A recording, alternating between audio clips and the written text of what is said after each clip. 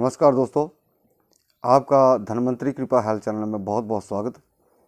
दोस्तों, बहुत सारे लोगों के लिए ये शुगर का चैप्टर तो बहुत पुराना है, लेकिन ये सभी लोगों के लिए ये चैप्टर बिल्कुल नया है कि शुगर जो है वो कितने प्रकार की होती है और ये मुख्यतः इसके जो कारण हैं वो क्या हैं। तो आज आप इस वीडियो के माध्यम से देखेंगे और जितने भी लोग अपना ट्रीटमेंट कर रहे हैं या कोई भी चीज़ आप खा रहे हैं तो उसके विषय में भी आपको पूरा बताया जाएगा, क्योंकि शुगर जो है मुख्यतः जो पित्तज है, कफज है या वातज है, और इसके आधार पर ये 3 प्रकार हो गए और इसके जो आगे विभाजन होते हैं वो ये 20 प्रकार में परिवर्तित होती है ये शुगर। तो दोस्तों, अब आगे बढ़ने से पहले मैं सभी माता बहनों भाइयों से निवेदन करना चाहूँगा कि आप इस वीडियो को ज़्यादा से ज़्यादा लाइक करें, शेयर करें, इस चैनल को भी ज़रूर सब्सक्राइब कर लें। तो दोस्तों, सबसे पहले चलता हूँ मैं कि बहुत सारे लोगों का प्रश्न होता है कि हमें कौन सी प्रकार की शुगर है। आप इस वीडियो को देखकर ही अपने आप का पता लगा सकते हैं कि मुझे कौन से प्रकार की शुगर है। तो पहली जो होती है वो कफज शुगर होती है, यानी कि कफज शुगर का मतलब ये होता है कि ऐसा नहीं कि आपको खांसी है, बलगम है तो आपको कफज शुगर है।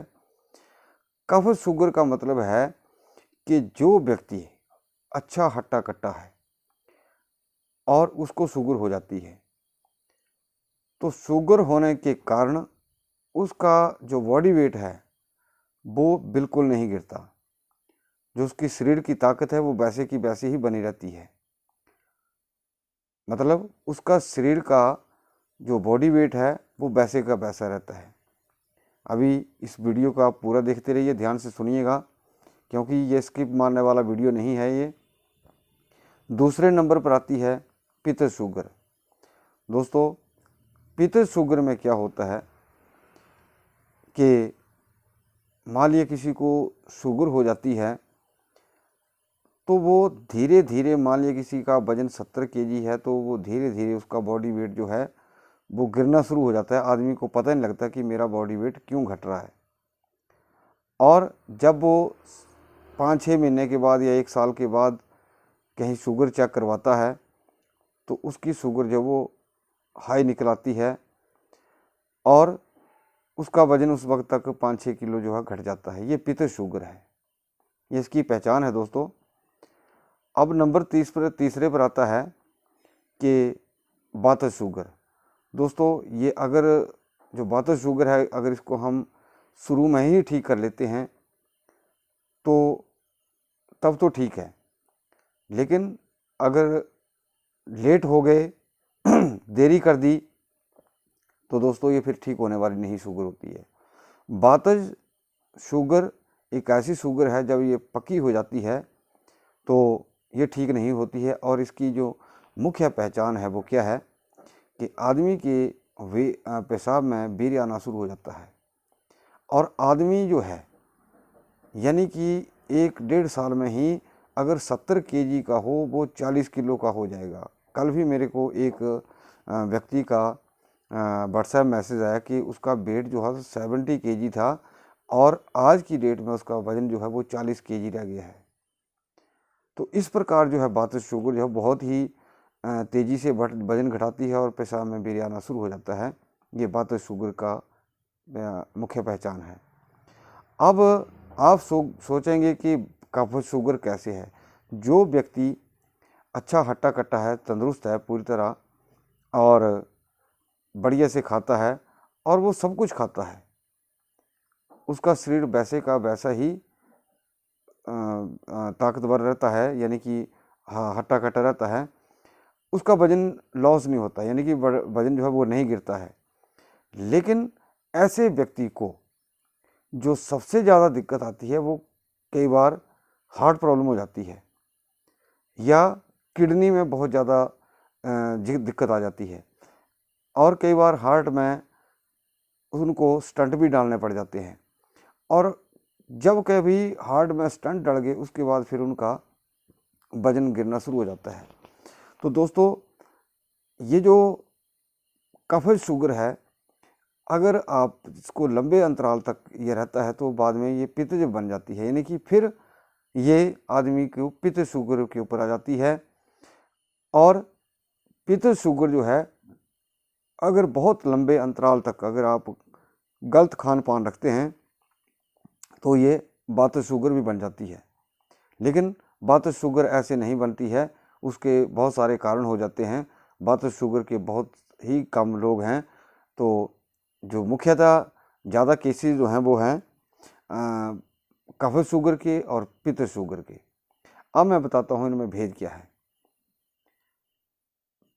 कफज का मतलब है कि ये चर्बी से संबंधित है कि उसका बॉडी वेट जो है नहीं गिरता, और जब ये कफज या कफ आदमी का क्षीण हो जाता है और पित्त भी आदमी का क्षीण हो जाता है तब वात शुगर होती है। यानी कि जैसे ही आपका कफ जो है क्षीण हो जाएगा, आपका बॉडी वेट गिर जाएगा, फिर आपका जो पित्त जो है वो भी क्षीण हो जाएगा, तो आप क्या करेंगे, ये वात शुगर में चला जाएगा।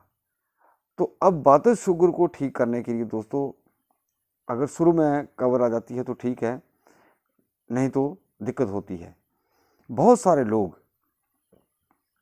आप लोग मेरे ख्याल से सभी लोग मेथी दाने का खूब प्रयोग करते हैं, लेकिन मैं एक चीज़ सुझाव दूंगा, जितना भी आप पित्त शुगर वाले, कफ शुगर वाले इसको यूज़ कर सकते हैं, लेकिन अगर आप पित्त शुगर वाले इसको यूज़ करेंगे तो शुरू में आपको ये फ़ायदा कर सकती है, आपका शुगर लेवल जो है वो नॉर्मल रेंज पे या घटा सकती है, लेकिन ये आपके पित्त को फिर और ज़्यादा क्षीण कर देगी, और जब आपका पित्त क्षीण हो जाएगा तो ये वातज में चली जाएगी।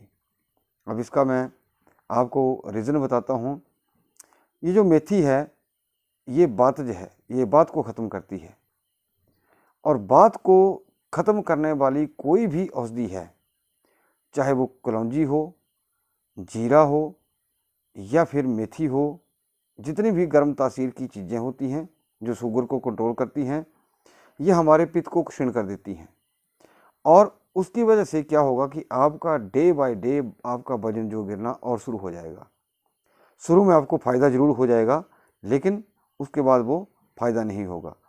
दूसरा, इसका खाने पीने का जो परहेज़ है वो बहुत ज़्यादा रखना होता है। दोस्तों अब ये जो 3 कारण मैंने बताया आपको, वातज, पित्तज, कफज, ये बाद में 20 प्रकार की ये हो जाती है और फिर इसके अलग अलग जो हैं, लेकिन हमारा जो औचित्य है या तथ्य है वो इस आधार पर है कि अगर आपने किसी भी व्यक्ति ने, जैसे कब्ज रोगी है तो उसको क्या ट्रीटमेंट ले सकते हैं, उसके लिए मेथी दाना बहुत इफेक्टिव है, अच्छा रहेगा, क्योंकि वो जो चीज़ है, यानी कि जैसे उनका वजन नहीं घटेगा, और मेथी दाना भी इतना प्रयोग ना करें ताकि उनका वजन जो है वो पित्त में चला जाए जल्दी, और खाए लेकिन कम खाए। लेकिन जो कफज शुगर वाले रोगी हैं वो मेथी दाना प्रयोग कर सकते हैं, लेकिन जो पित्त रोगी हैं जिनको पित्त शुगर है वो मेथी दाने का प्रयोग ना करें, या इस प्रकार की चीज़ों का आप प्रयोग ना करें। दोस्तों अब वात शुगर की मैं बात करूं या पित्त शुगर की बात करूं, तो इनमें जो सबसे ज़्यादा इफ़ेक्टिव है वो गिलोय सत्त, गिलोय घन, या फिर आंवले से जो दवाई तैयार होती है, आंवले की रसायन और दूसरी उसमें औषधियाँ डाली जाती हैं, उससे फिर वो कवर किया जा सकता है। और दोस्तों मैं एक चीज़ कहता हूँ कि शुगर के ऊपर हज़ारों नुस्खे हैं, मैं भी बताता हूँ और भी बताते हैं, लेकिन जब तक आप अपने आप को कोई भी ट्रीटमेंट आप ले रहे हैं और बीमारी के हिसाब से आप नहीं लेंगे, तब तक आपको उसका कई बार नुकसान भुगतना पड़ेगा। अब जैसा कि मैंने बता दिया कि जैसे कफज वाले हैं तो उनको क्या करना चाहिए, जो पित्तज वाले हैं उनको क्या करना चाहिए, लेकिन अगर कोई वातज रोगी है तो वातज रोगी को जो आंवले की रसायन है वो ज़्यादा बेस्ट है। वो इसलिए बेस्ट है कि वो हमारा जो पित्त क्षीण हो चुका है हमारा जो कफ क्षीण हो चुका है उसको ऊपर ले जाता है और बात को फिर दबाने की कोशिश करता है।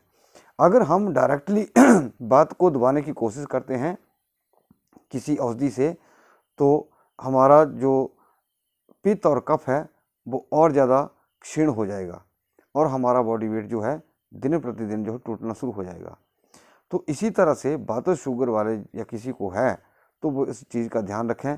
और पित्त शुगर वाले जो भी रोगी हैं या पेशेंट हैं, मेरे भाई हैं, माता बहनें हैं, तो वो इस प्रकार का अपने आप को घरेलू नुस्खा ना यूज़ करें जिससे आपको जो पित्त की वृद्धि हो और बाद में आपकी शुगर कंट्रोल ना आए।